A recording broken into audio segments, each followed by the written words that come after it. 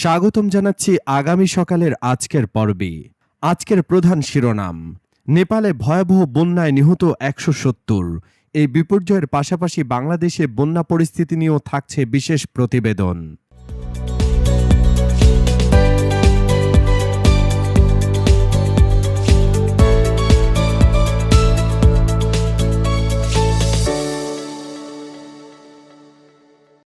নেপালে গত শুক্রবার ২৭ সেপ্টেম্বর থেকে শুরু হওয়া বন্যার ফলে মৃত্যুর সংখ্যা দুঃখজনকভাবে বেড়ে দাঁড়িয়েছে ১৭০ জনে। দেশটির সংবাদ সংস্থা ও নেপাল সরকার জানিয়েছে, এই সময়ের মধ্যে আরও ৪২ জন নিখোঁজ রয়েছেন। বিশেষজ্ঞদের মতে হতাহতের সংখ্যা আরও বাড়তে পারে, কারণ বৃষ্টির প্রবাহ অব্যাহত রয়েছে এবং পরিস্থিতি মারাত্মক আকার ধারণ করেছে।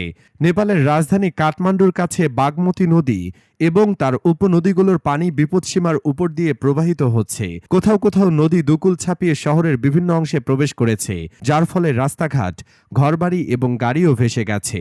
রোববার কাঠমান্ডুতে একটি হাইওয়ে ধসে ৩৫ জনের মৃত্যু হয়েছে।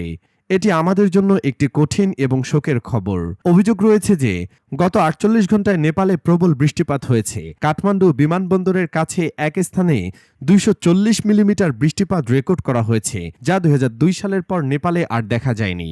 এই পরিস্থিতির ফলে শহরের বাকি অংশের সাথে যোগাযোগ কার্যত বিচ্ছিন্ন হয়ে পড়েছে। বিপর্যয়ে আটকে পড়েছেন কয়েক হাজার পর্যটকও, যারা নেপালে অবকাশ কাটাতে এসেছিলেন। তাদের উদ্ধার করতে নেপাল সেনা ও ডিজাস্টার ম্যানেজমেন্টসের সদস্যরা কাজ করে যাচ্ছেন। এদিকে ফেনীসহ দেশের ১১টি জেলায় বন্যার রেশ কাটতে না কাটতেই ফের ৫টি জেলা নতুন করে প্লাবিত হয়েছে। ভারী বর্ষণ এবং ভারত থেকে নেমে আসা পানির কারণে তিস্তা নদী ক্রমশ বিপজ্জনক হচ্ছে। বর্তমানে তিস্তার পানি বিপদসীমার ১৮ সেন্টিমিটার উপরে প্রবাহিত হচ্ছে। এর ফলে কুড়িগ্রাম, লালমনিরহাট, নীলফামারী, রংপুর ও গাইবান্ধা জেলার ২৩,০০০-এর বেশি পরিবার পানিবন্দী অবস্থায় রয়েছে। বন্যা পূর্বাভাস ও সতর্কীকরণ কেন্দ্র থেকে জানা গেছে, ভারী বর্ষণের ফলে নদীর তীরবর্তী এলাকায় পানি বাড়ছে। তিস্তার পানি ডালিয়া পয়েন্টে বিপদসীমার ১৮ সেন্টিমিটার উপরে প্রবাহিত হচ্ছে, যা রংপুর বিভাগের জেলাগুলোতে বন্যার আশঙ্কা তৈরি করেছে। ইতিমধ্যে প্রশাসন ও পানি উন্নয়ন বোর্ড পরিস্থিতি মোকাবেলার জন্য সব ধরনের প্রস্তুতি গ্রহণ করেছে।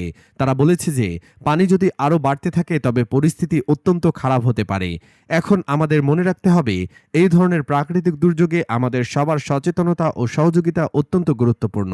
আমাদের উচিত যারা এই বিপর্যয়ে আক্রান্ত হয়েছেন তাদের পাশে দাঁড়ানো এবং যতটা সম্ভব সহায়তা প্রদান করা। স্থানীয় প্রশাসনের নির্দেশনা মেনে চলুন এবং নিজেদের নিরাপত্তা নিশ্চিত করুন। আজকের মতো এখানেই শেষ করছি। যদি আমাদের এই ভিডিওটি আপনাদের ভালো লেগে থাকে তাহলে লাইক, কমেন্ট ও শেয়ার করতে ভুলবেন না এবং আমাদের চ্যানেলটি সাবস্ক্রাইব করে আগামী সকালের সকল নতুন ভিডিওর আপডেট পেতে সাথেই থাকুন। আপনারা সবাই ভালো থাকুন, নিরাপদে থাকুন। ধন্যবাদ।